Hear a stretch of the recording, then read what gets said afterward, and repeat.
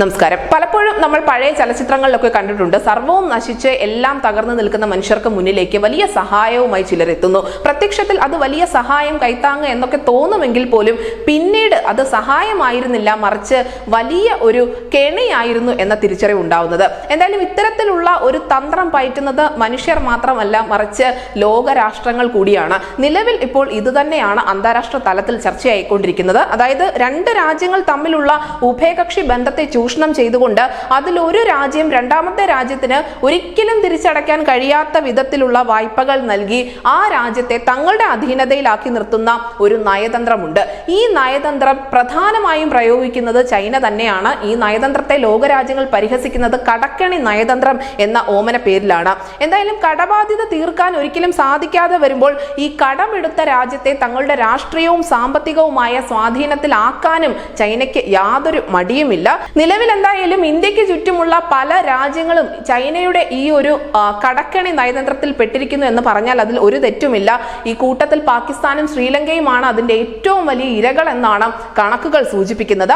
ആ കൂട്ടത്തിലേക്കാണ് കഴിഞ്ഞ ദിവസങ്ങളിൽ മാലിദ്വീപും ചെന്ന് കയറിയിരിക്കുന്നത്. മാലിദ്വീപിന്റെ പെട്ടെന്നുള്ള ഇന്ത്യ വിരുദ്ധ നയങ്ങൾക്കൊക്കെ പിന്നിൽ ചൈനയാണ് എന്നത് പരസ്യമായ രഹസ്യവുമാണ്.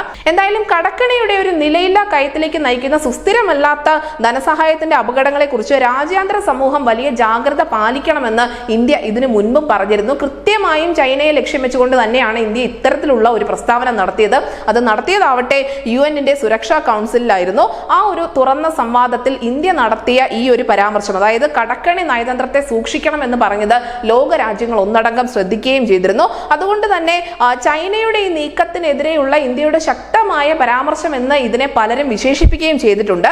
ചൈനയിൽ നിന്നും കടം വാങ്ങിയിട്ടുള്ള ചെറുകിട ദരിദ്ര രാജ്യങ്ങളെല്ലാം കാത്തിരിക്കുന്നത് വലിയ ദുരന്തമാണ് എന്ന് തന്നെയാണ് മിക്ക സാമ്പത്തിക നിരീക്ഷകരും പറയുന്നത്. കോടികൾ കടം വാങ്ങിയിട്ടുള്ള ഈ ദരിദ്ര രാജ്യങ്ങളെല്ലാം ചൈനീസ് കടക്കെണിയിൽ കുടുങ്ങുമെന്നത് വലിയ ചർച്ചയാവുന്നുമുണ്ട്. എന്തായാലും കൂടുതൽ കടം വാങ്ങിയവരും കടം വാങ്ങാൻ ആഗ്രഹിക്കുന്നവരും ഒക്കെ സ്വന്തം രാജ്യത്തിന്റെ ഒരു ഭാഗം തന്നെ ചൈനയ്ക്ക് വിട്ടു നൽകേണ്ടി വരും എന്ന കാര്യം ഉറപ്പാണ്.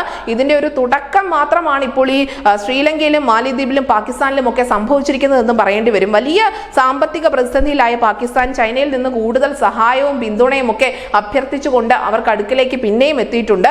ഇതിന് പകരമായി തങ്ങളുടെ 2 ദ്വീപുകൾ നൽകാം എന്ന് പോലും പാകിസ്ഥാൻ ചൈനയോട് പറഞ്ഞിട്ടുമുണ്ട്. നമുക്കറിയാം, ശ്രീലങ്കയുടെ ഏറ്റവും പ്രധാനപ്പെട്ട ഒരു തുറമുഖം അത് ഇപ്പോൾ ചൈനീസ് കമ്പനിക്ക് നൽകിയിട്ടുമുണ്ട്. ഇത് തന്നെയാണ് മറ്റ് രാജ്യങ്ങളും ഭാവിയിൽ നേരിടാൻ പോകുന്നത്, പ്രത്യേകിച്ചും മാലിദ്വീപ് ഉൾപ്പെടെയുള്ള രാജ്യങ്ങൾ.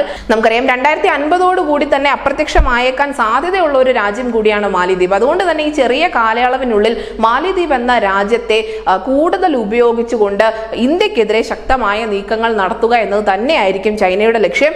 അങ്ങനെ ചൈനയുടെ ഈ കടക്കണി നയതന്ത്രം തന്നെയാണ് ഇപ്പോൾ അന്താരാഷ്ട്ര തലത്തിൽ ഉൾപ്പെടെ ചർച്ചയായിരിക്കുന്നതും. ന്യൂസ് ഡെസ്ക് ന്യൂസിന്റെ മലയാളം.